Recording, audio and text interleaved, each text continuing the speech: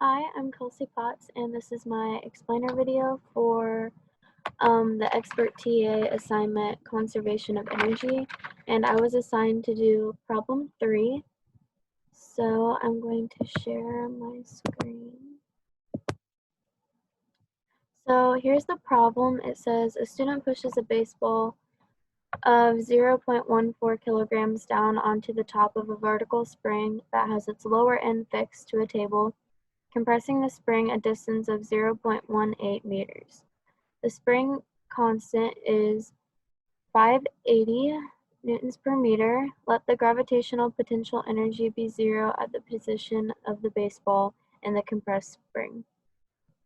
And then for this problem, we were assigned to do part B, which says what is the maximum height in meters that the ball reaches above the equilibrium point.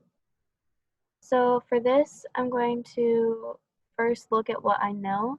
So the variables that the problem gives us are the mass, the spring constant, and then the distance. And to find our max height in meters that the ball reaches, we're going to have to first find the velocity so that we can use the equation that we need to. So over here, I found the velocity, and I did that by taking the square root of the spring constant divided by the mass. So you take the square root of that, and then you multiply it by the distance, and that gives you a velocity of 11.58 meters per second after you put in the variables that you know. And I also included a picture to kind of help better show what it is that we're actually finding. So we are finding the maximum height. And then to solve the actual problem that we need to, I use this equation, which is 1/2 your mass times velocity squared equals mgh, and then you can get h by itself, which is what I did here. And then that is velocity squared divided by 2 times g. So then I plugged in what we know, and I used the velocity that we just found, which is 11.58 meters per second.